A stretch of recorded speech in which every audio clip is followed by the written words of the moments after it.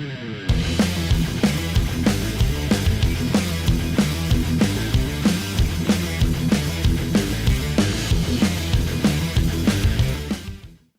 is Patrick from WSOU 89.5, The Loudest Rock, and I am here with Dylan and Danny from Kings Never Die. How you guys doing?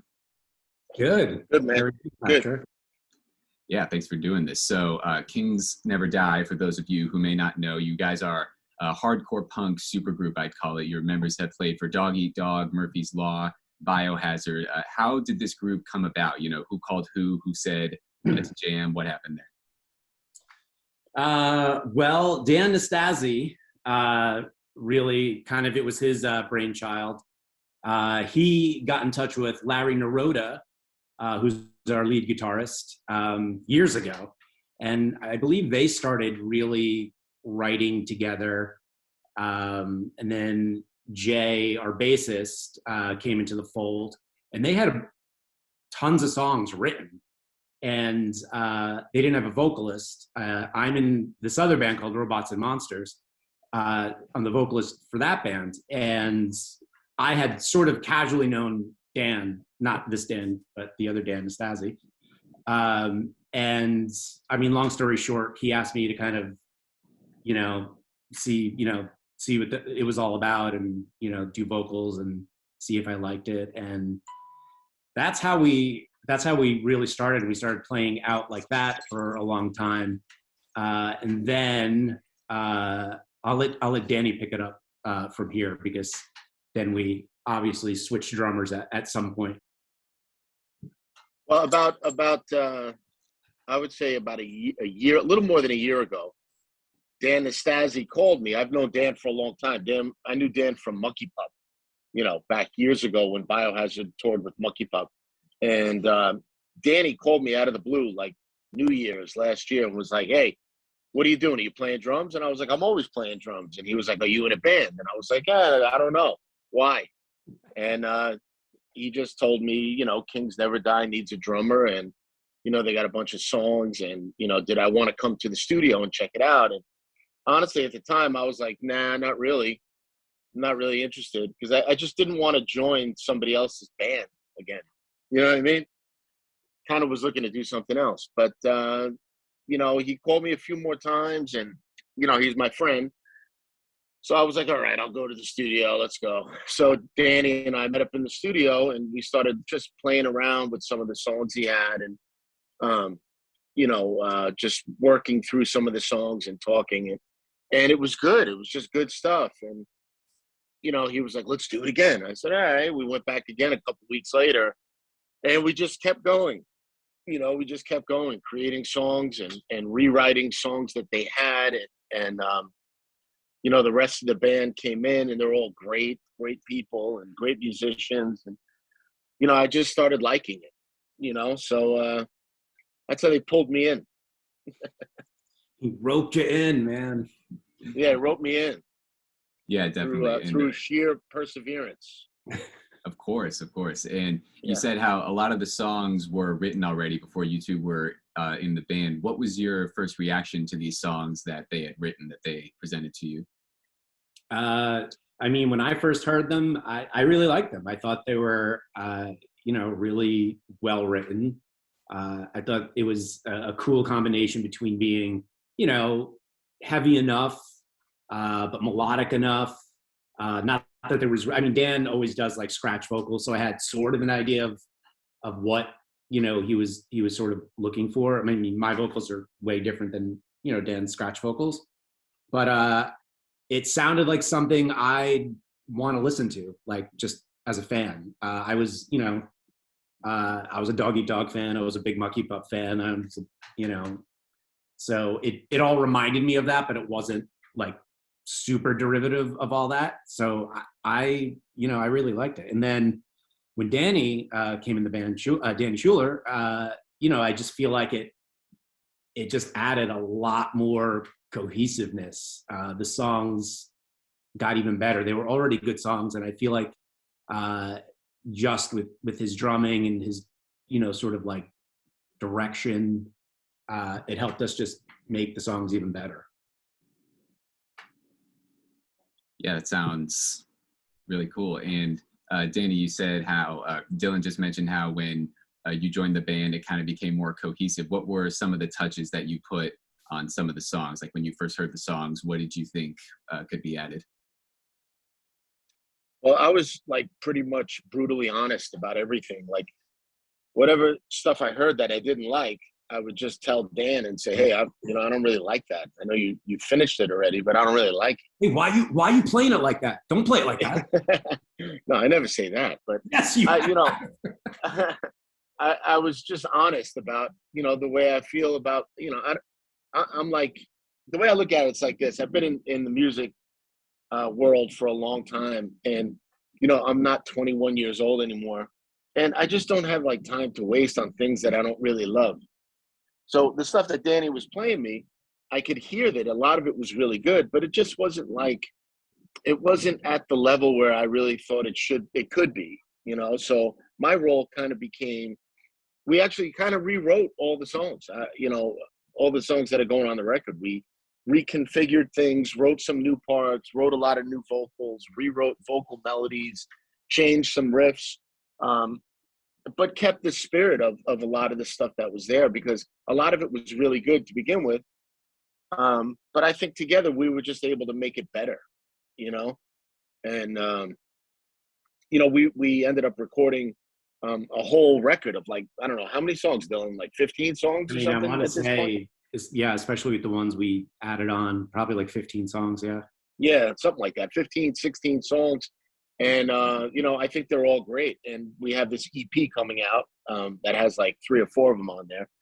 And then the record's going to be right behind that.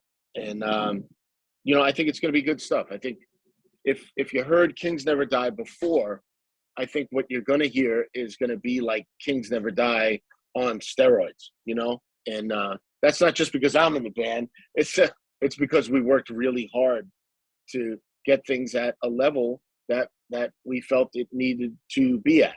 I didn't want to settle for something that was like, it's okay, it's all right, it's an okay song. I wanted stuff that was like, yo, that's freaking great, man. That's awesome. I wanted to get a reaction out of people with the songs. We all did, and the whole band worked hard to make it better, for sure. Yeah, that sounds amazing. And speaking of songwriting, you released your first single, Before My Time, in late 2019, and your first EP, Raise a Glass, in 2020. And we're talking about songwriting. What was your goal for these songs as some of the earliest music you guys released? I mean, I think we just wanted to get some good music out that's representative of of all of our styles combined. I mean, we're not we're I would say we're a fairly positive minded band. We don't dwell too heavily in the negative. So we're trying to put out just good vibes, positive music, and that like you could sing along to, but also has emotion behind it, and some heaviness and some urgency and intensity to it. So that first EP, I think, was a really good just cross section of what we do. And like Danny said, it's definitely, I like all that stuff, but I'm really anxious to get the new out, because I think it's a lot better, and I think it's even more representative of what we do. Sure. Yeah, I definitely hear a lot of that. And you just mentioned how, you wanted some melodic stuff in there, some heavy stuff in there that kind of pulls from all your influences. And I listened to your latest single, Rally, and I definitely hear a lot of it in there. It rocks super hard, but it also sounds a little more brighter, a little more melodic than some typical hardcore stuff. What was the songwriting process behind this song, if you want to go into that a little bit more? Danny? Well, yeah. From what I remember, it was just an idea that Danistasi had.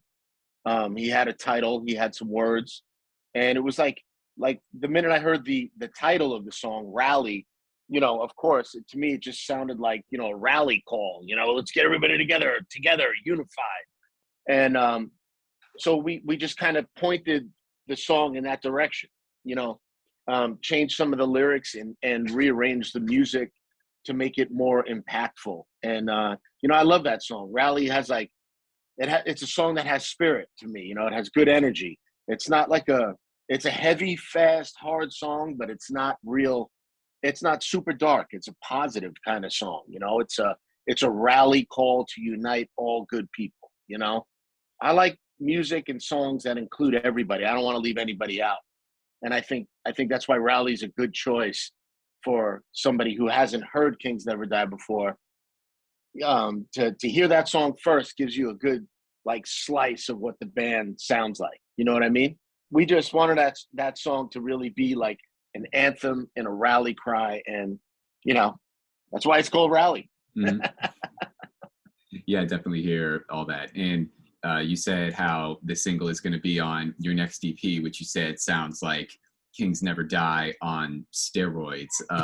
What are some of your goals for this EP? How you want it to sound? What you think the reception will be like?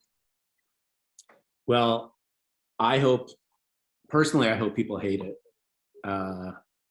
That's the only way I can live, to be hated. No, I mean, I want people to love it.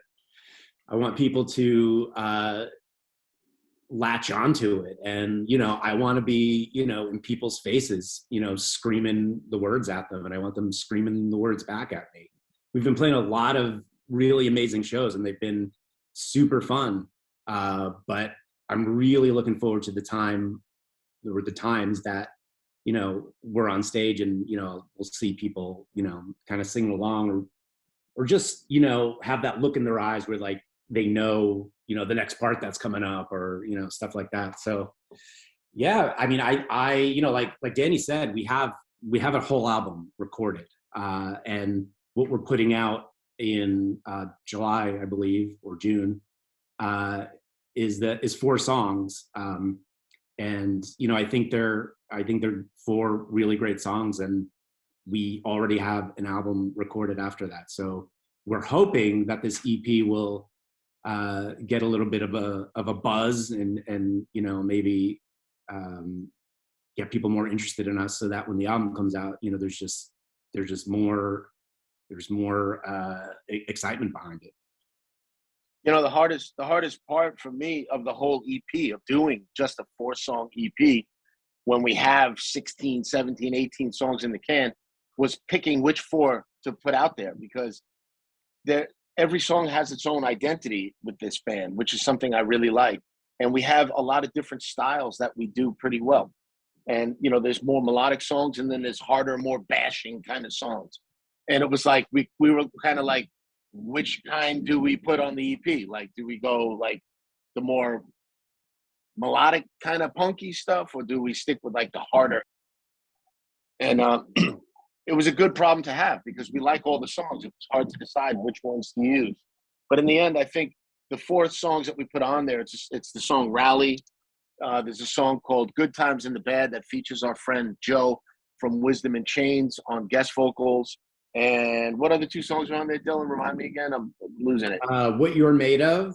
What You're Made Of, which is kind of a harder kind of banger. And Side by Side. Yeah, and Side by Side, which is kind of like, it's a harder song with a real melodic twist to it. So, you know, there's a lot of variety on the EP, and there's even more variety on the record that comes later in the year. So it's a cool thing. It's a good problem to have. Yeah, sounds like a good problem to have. And that's definitely a weird way, or a different way of releasing music, having a lot of songs in the bank and then putting them out on various EPs. What was it like kind of recording all this music at once and then kind of sitting on it for a while, releasing it periodically? Well, we haven't really, I mean, we're releasing, that wasn't really the idea. I mean, the idea was to record an album and to put the album out. And I think somewhere along the line, we're like, we need to get new music out. We didn't want to rush anything out, but we did want to get music out. And, you know, putting the entire album out, I think was a bit of a, you know, it's a bit of a lift, right? So instead of, you know, instead of doing that, we wanted to tease people and get some music out to begin with. And then, this is just how it sort of organically grew. We recorded everything. We tracked everything fairly quickly. We kind of did it like in two pieces, right? Like we went in like in March last year and we did like what, 11 songs or 12 songs? I think you tracked 11 songs in one day. Yeah, we did it like basically all in one day. And then we went back a few months later and did another 4. So it wasn't like we did them all in one shot. We did most of them in one shot and the other 4 a little later. Yeah. But the vibe in the studio with us was just like, I pushed us to kind of get in the studio quickly because the band was sounding so good in rehearsal. Like we had good energy. And the songs we were working on, like I didn't want to blow the energy by over rehearsing it. You know what I mean? And make it kind of stale.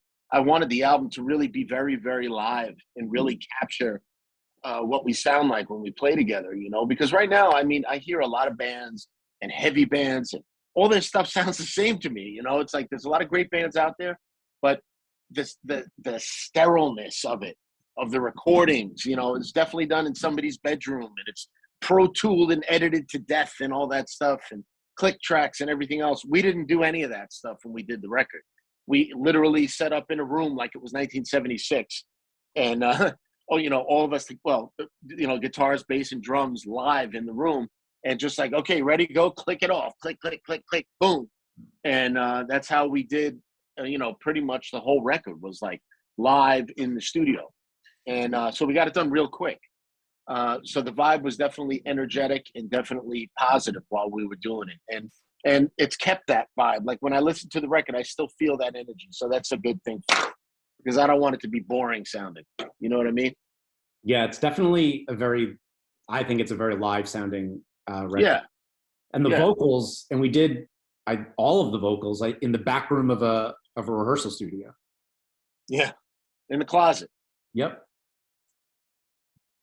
Yeah, I hear that with a lot of hardcore stuff, recording stuff live. It's not produced to death. And you mentioned how it's a very live sounding record, just like I think a lot of hardcore music is. And speaking of, live music, you just announced an East Coast tour with Life of Agony, and you will be opening at WSOU Presents Life of Agony at the Stone Pony on June 2nd. What are you most excited about for this tour with Life of Agony?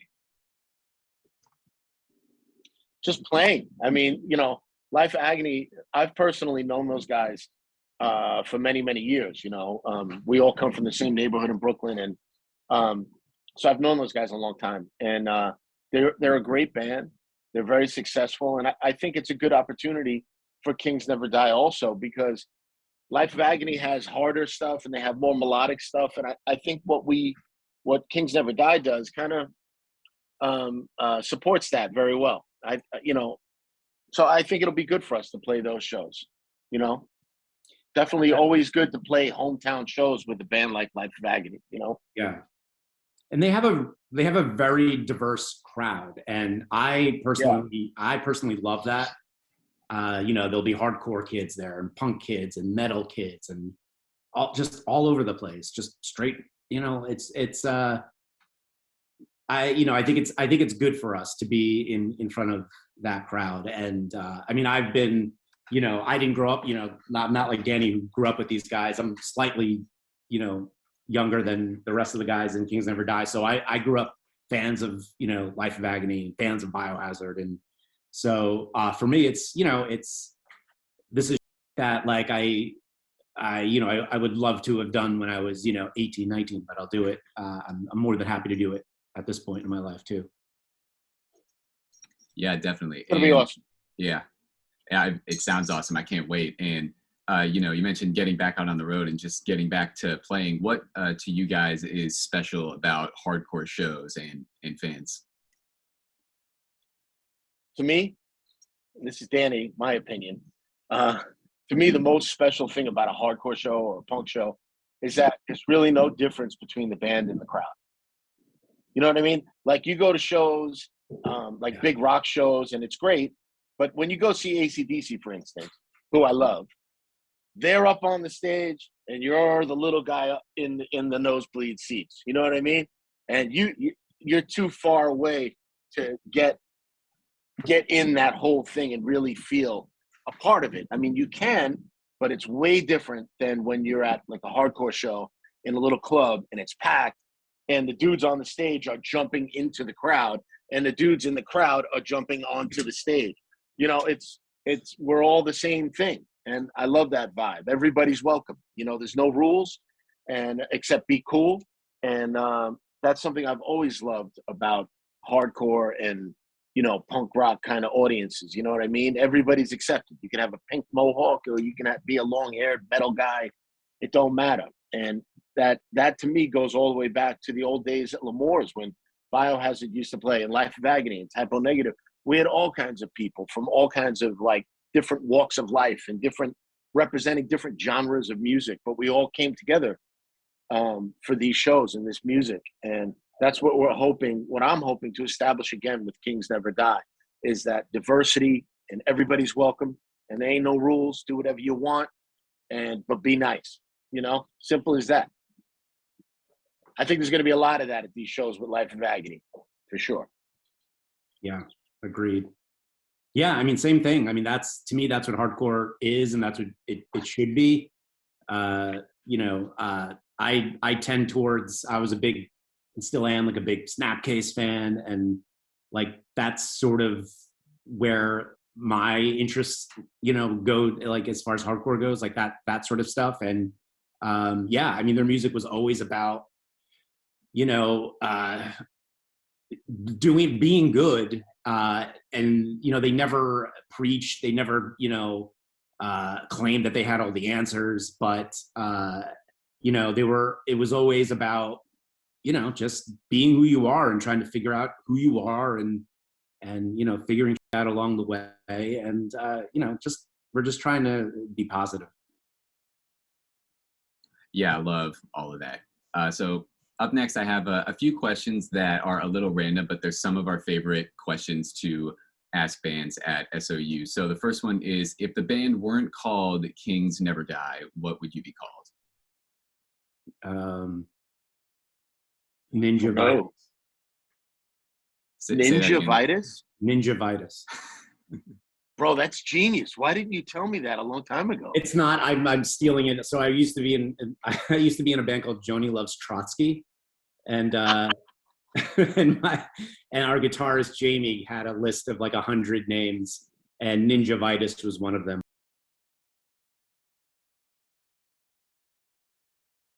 Yeah, if we weren't called Kings Never Die, who knows? I don't know. You know, it's just a name, man. I don't know. Call us whatever you want. Yeah, I love all of those. I mean, Kings Never Die is cool, but Ninja Vitus, I would probably that's the Ninja Vitus. I'm getting that tattooed on my neck. I love that. Nice. Ninja Vitus. Wow. All right. So love that. Yeah. So next question is, if you could choose one Kings Never Die song to send out to aliens for them to listen to, what song would it be? Dylan. This really could be any question because I don't understand the hook here. I would say Rally, because it's I would say Rally too. Our single, and that's what you should be listening to right now. Yeah, let's be united. Let's rally alien together. or not. Yeah, man, unify the rally the aliens and the humans, dude. Right. Yeah, there are aliens, by the way. Mm-hmm. Of course there it's are. Real. Oh yeah, for sure. So pay attention, kids. That is real. Of course. Yeah, man. So last question is, what's next for Kings Never Die? I think the EP comes out, and we do a bunch of great shows, I hope. That's what I'm really looking forward to. And, you know, we're just trying to build a following. I mean, you know, in a lot of ways, we're just a baby band. It's just starting out, you know. So we want to introduce as many people as possible to what we're doing right now. And, you know, I hope a bunch more fun shows all over the world. Yeah, man. I mean, that's what's next. Playing good shows. I mean, we love playing live. We try to put on, you know, a good, energetic show, and that's it, man. We have these shows coming up with Life of Agony. We have some cool shows coming up with Sworn Enemy in Boston. No, not Boston. Sorry, in Baltimore, and DC. So yeah, we have some cool stuff coming up. Yeah, it sounds amazing. I'm super excited. Make sure you come see Kings Never Die at WSOU Presents Life of Agony at the Stone Pony in Asbury Park on June 2nd. Danny, Dylan, thank you so much for doing this. Thanks, Patrick. Appreciate it. Hey, thank you. And don't forget, we're also playing with Life of Agony on Memorial Day, Monday, at the Debonair Music Hall, too. Yes, good call. So yeah, make sure you get your tickets to that. Make sure you get out, see Kings Never Die, stream, rally, or buy it, do whatever you got to do. And yeah, thank you guys so much for doing this. Thanks, man. Thank you. Thanks, WSOU. Love you. Thanks, man. This is Patrick with WSOU 89.5.